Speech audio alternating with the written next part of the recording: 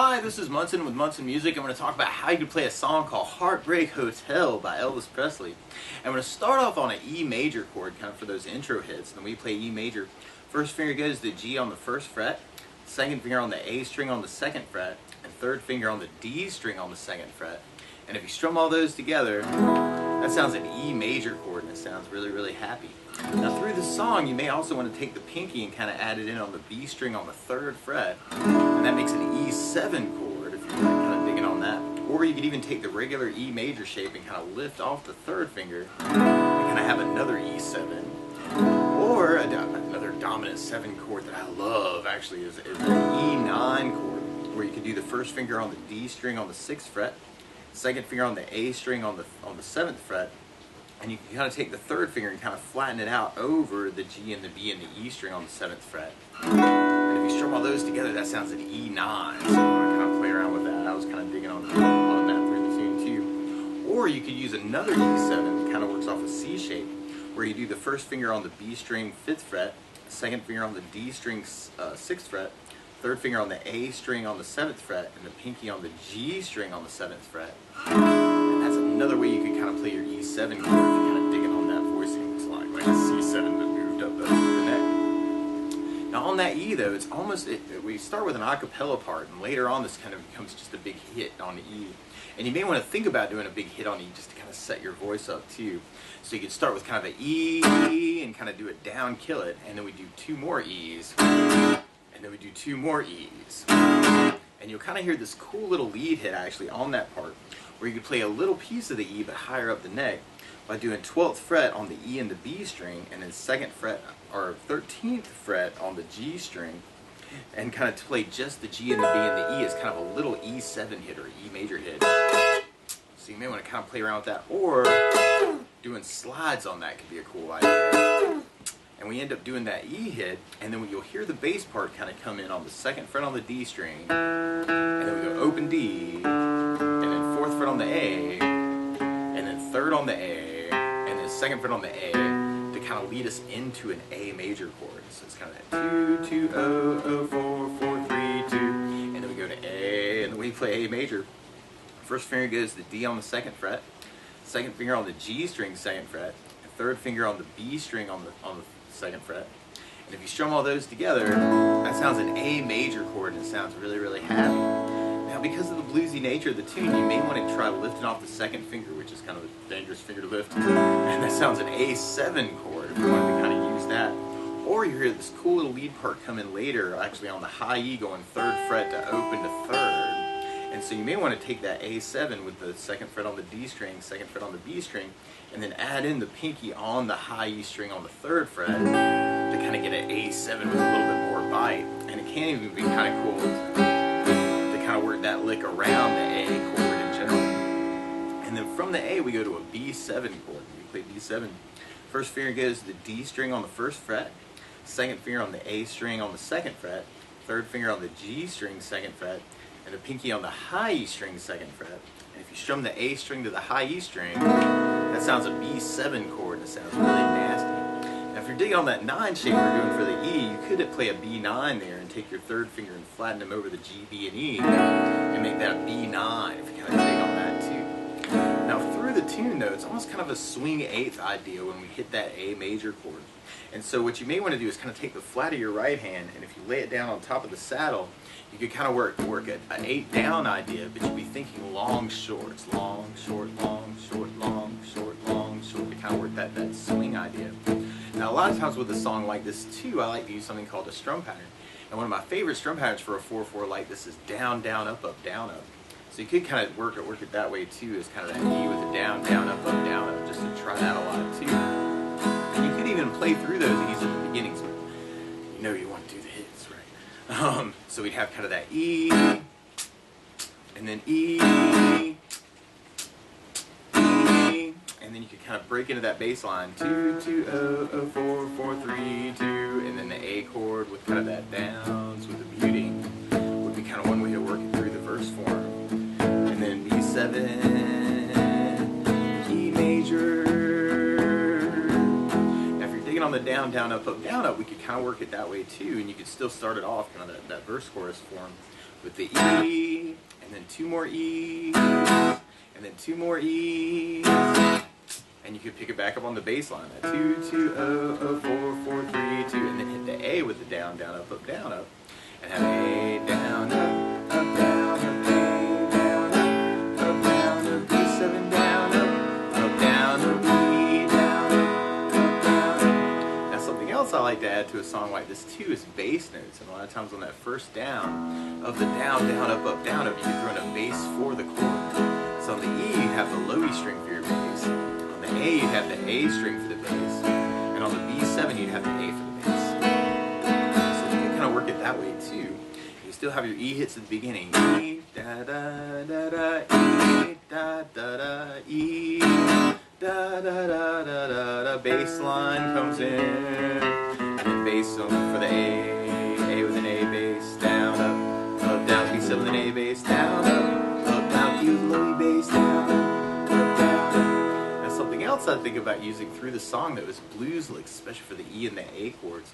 And if you kind of dig on this, you could take the first finger on the A string 2nd fret, and if you do kind of a down up over the E and the A string together, and then kind of take the 3rd finger and go to the 4th fret on the A string, and do that same idea. So you can kind of work that down up with the 1st finger on the A string 2nd fret, with the 3rd finger going to the A string on the 4th fret, kind of doing a down up.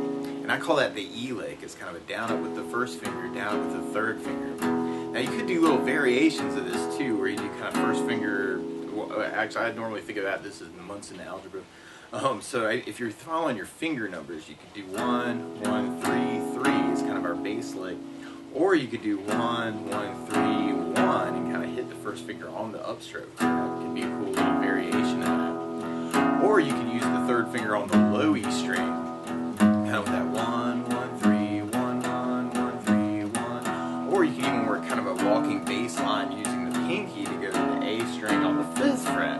1, 1, 3, 1, 4, 1, 3, 1, and the 2nd fret to 4th fret to 5th fret. So that's kind of a weird little deal there. But that could be really cool to use for the E chords. And then for the A chords, you can do that same idea, but if you set your 1st finger up on the D string 2nd fret, and kind of working on the A and the D string, that could be a cool way to kind of work your A lick. And I'm still kind of doing that swing idea, the long, short, long, short, long, short, long, short, those licks.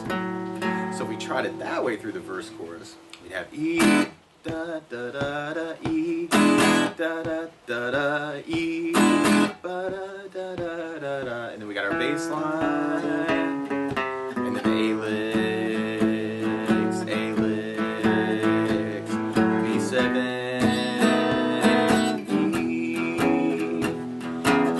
ba da da da. Now what you may want to do is kind of take all these ideas and kind of mix them up, and kind of switching between them can be kind of cool. Using the lick sometimes, or the bass, down, up, down, up. Kind of mixing it up a little bit, making it a little bluesy. And then after we end up repeating that 4 times, then we go into our solo part. And on our solo, actually, we end up doing the bass form, actually, kind of E major 4 times, A major twice, and then B7, and then E major at the very end. So we tried our solo through just the rhythm part. You'd have kind of that E, or the E licks, or E in other places, and then we have the A, B7, E. So that's kind of a cool little bluesy pattern there too. That bass up, down, bass up. Actually, I was kind of digging on that. E,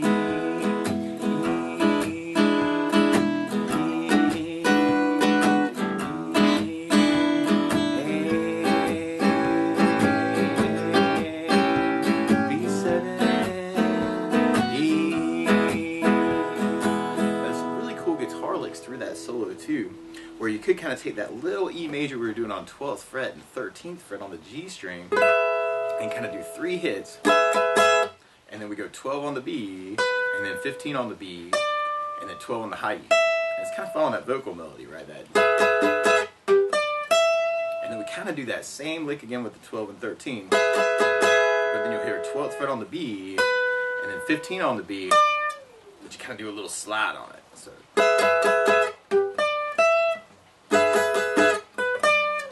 and then we kind of go back to that first lick, that 12 and 13, and then the 12, 15, 12, and then at the very end there's this cool little unison bend idea where you can kind of hold on to the 12th fret on the high E and take the 3rd finger or the 4th finger and go to the B string on the 15th fret, and if you strum the B and the E at the same time, and I'm kind of doing down up on those, or down, up, down, up, down, up, down, up, down, up, down, up. It's like you're almost kind of feeling this is a triplet idea.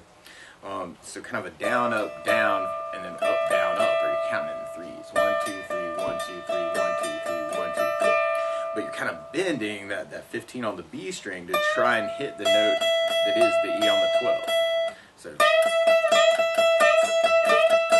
kind of a cool little lick at the end. So all the way through that solo, you got your, and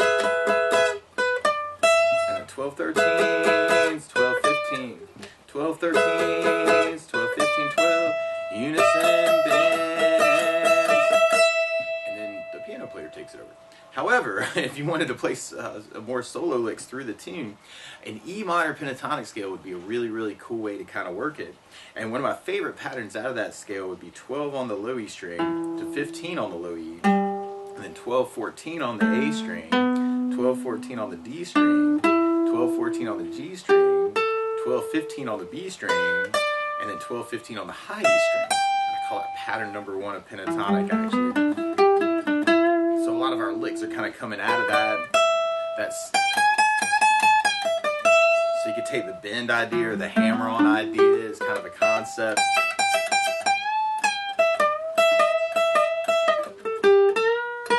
Kind of see what you could say with it too. So that might be kind of a cool thing to do. And then from there, we go into kind of our last verse chorus, and there's this really cool tag at the very, very end where we do 2nd on the D string, on the very last E chord actually. It's kind of like you do a big hit on the E, and then the bass comes in with 2 on the D, open D, 4 on the A, 2nd on the A, 1st on the A, open A, and then 4 on the low E, and then 2 on the low E, and then open E. So we got 2 0 4 2 1 0 4 2 0. That's kind of this lick up in the bass part of the end. And then there's kind of this cool little hit to an F major chord to an E major chord. And if you want to kind of follow that, you could do an F major as a 1st fret bar, 2nd finger on the G string 2nd fret, 3rd finger on the A string 3rd fret, and the pinky on the D string 3rd fret. And if you strum all those together, that sounds an F major bar chord. Now you could also lift off the pinky and make that an F7, which might kind of match the tune a little bit better. There's basically just this hit where we kind of do the F7 to an E at the very end. So you got 2 0 4 2 1 0 4 2 0, F7 E at the very end.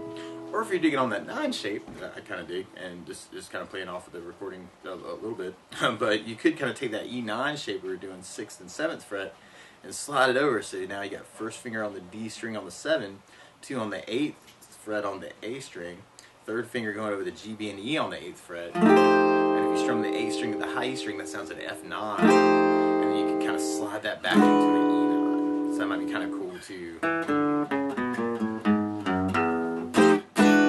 of for that end lick too. So you want to kind of think about that. So that last time through the verse chorus, you've got kind of your E, da, da, da, da, E, ba, da, da, da, E, ba, da, da, da, da, da, bass line. A licks, B7, and then E, kind of for your outro. But that's the basics of how you can strum through Heartbreak Hotel by Elvis Presley. So good luck!